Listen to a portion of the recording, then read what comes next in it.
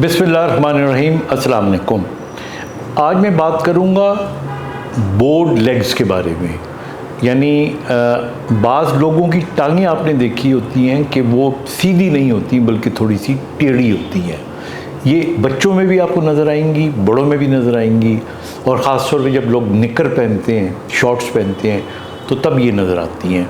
अब बुनियादी तौर पे पहले मैं आपको समझाने की कोशिश करता हूँ कि देखिए, ये हमारी टांग की बोन है जिसको टिबिया कहते हैं। और आप देखें ये बिल्कुल स्ट्रेट है, दोनों तरफ से आप देखें ये स्ट्रेट है। अच्छा, बाज़ औक़ात हमारी ये जो टांग है, आप समझें कि थोड़ी सी ये बेंड हो जाती है यूँ। यानी अगर आप इन दोनों को देखें तो ये आपने कई लोगों को देखी होगी कि यूँ कर की होती है और कई लोगों में यूँ कर की होती है। अच्छा, जिनकी यूँ होती है उसको हम नॉक नीज़ कहते हैं, क्योंकि उनके जो घुटने होते हैं वो आपस में टकरा रहे होते हैं, उनको हम नॉक नीज़ भी कहते हैं। तो ये डिफरेंट किस्म की सूरत हाल नज़र आएगी हमारी टांगों के अंदर। अब मैं तफसील में जाए बगैर मोटी मोटी चंद एक बातें बताना चाहता हूँ।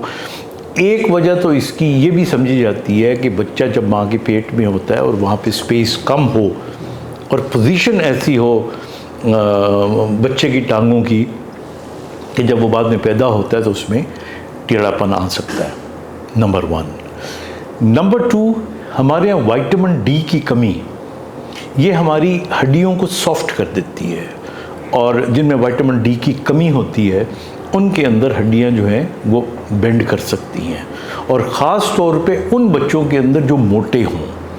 हमारे यहाँ माँ बाप का आमतौर पे तासुर होता है कि बच्चे को ज़्यादा खिलाओ, उसको मोटा करो, उसको गुबलू बुबलू बनाओ, और फिर उसको सूरज की रोशनी नहीं लगवाते कि रंग काला ना हो जाए, अंधेरे में घर में रखते हैं उसको।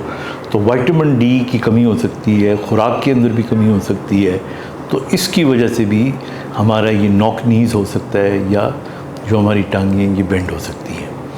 अच्छा, एक और बात जो मैंने ओवर दिस पीरियड ऑब्ज़र्व की है, और ये मैं ख़ास तौर पे बताना चाहता हूँ कि हम कोशिश करते हैं कि बच्चा हमारा, देखिए जो नॉर्मल माइलस्टोन है, 3 महीने में बच्चा गर्दन संभालता है, 6 महीने में बच्चा बैठता है, 9 महीने में क्रॉल करता है या खड़ा होता है, 10 महीने से लेके 14 महीने के दरमियान वो चलता है। अब हमारे यहाँ क्या करते हैं माँ बाप कि वो तीसरे चौथे महीने ही बच्चे को खड़ा करना शुरू कर देते हैं, वो अपने पट्टों पे या अपने गोद में उसको खड़ा करते हैं। 6-7 महीने की उम्र में तो यकीनन वो खड़ा करने की कोशिश करते हैं। इस वक्त हड्डियाँ जो होती हैं वो सॉफ्ट होती हैं, और मैं ज़ाती एक्सपीरियंस के बेस पे ये बात कर रहा हूँ, और मैं ऑलवेज सजेस्ट कि बच्चों को वॉकर में ना डालें, क्योंकि जब आप बच्चों को वॉकर में डाल देते हैं वक्त से पहले, मतलब 6-7 साल की उम्र में, जब आपको लगता है बच्चा बैठना शुरू हो गया, तो आप उसको वॉकर में डाल देते हो, और वॉकर के ऊपर टांगों पे अगर बोझ डालेगा तो टांगें उस वक्त उसकी इतनी सख्त नहीं होती, तो वो टेढ़ी हो सकती है। अगर आपने, पहली बात तो वॉकर पे डालने की ज़रूरत ही नहीं है, आप बच्चे को उसके रूटीन के मुताबिक चलने दें। साल से पहले कोशिश ही ना करें कि, या बहुत खुशी ना मनाएं कि जी मेरा बेटा तो 8 महीने की उम्र में चलना शुरू हो गया, चल पड़ा नॉर्मली तरीके से तो अच्छी बात है, otherwise wait for the time. फिर इससे आगे आप चले जाएं तो बाज़ औक़ात कुछ चोटें ऐसी हैं जिनके लगने से टेढ़ापन आ सकता है, एक्सीडेंट्स हो सकते हैं, हमारा जो घुटना होता है उसकी जो हड्डी होती है उसके अंदर डिफ्लेक्शन हो सकती है, वो टेढ़ापन कर सकता है। अगर मैं आपको दिखाऊं, मसलन ये हमारी हड्डी है नी जॉइंट की, इसमें अगर कोई खम आ जाए, ये कार्टिलेज, तो ये यूँ हो सकता है, यूँ हो सकता है, लिगामेंट्स का फ़र्क पड़ सकता है। तो टांगों के टेढ़ेपन होने की बहुत सी वजूहात हैं, लेकिन आज का जो प्रोग्राम है उसके अंदर मैंने सिर्फ 3 बातें एक दफ़ा फिर समझा देता हूँ। पहली बात तो ये है कि अपने बच्चों को बहुत मोटापे से बचाएं और विटामिन डी लगवाएं उनको, और डी विटामिन लगवाने का मतलब है सूरज की रोशनी, और न्यूट्रिशन में विटामिन डी होनी चाहिए, नंबर 1।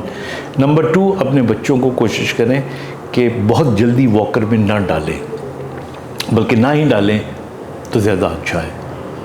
और तीसरी चीज़ ये है कि जो बच्चे रूटीन में पतले होते हैं, एक्सरसाइज करते रहते हैं, जिस तरह बड़ी उम्र में भी जाके, तो उनके अंदर ये टेढ़ापन कम आता है। अगर ये हो जाए तो फिर इसके लिए रिहेबिलिटेशन पॉइंट ऑफ व्यू से हम ब्रेसेस बनाते हैं, और ये ब्रेसेस ऐसी होती हैं जो कि अलाइनमेंट बेहतर करती हैं। ये आपको कोई भी ऑर्थेटिक प्रोस्थेटिक जो कंसल्टेंट स्पेशलिस्ट होता है वो आपको बना के दे देगा। और लेटर स्टेज में the last stage is where we can surgically corrected.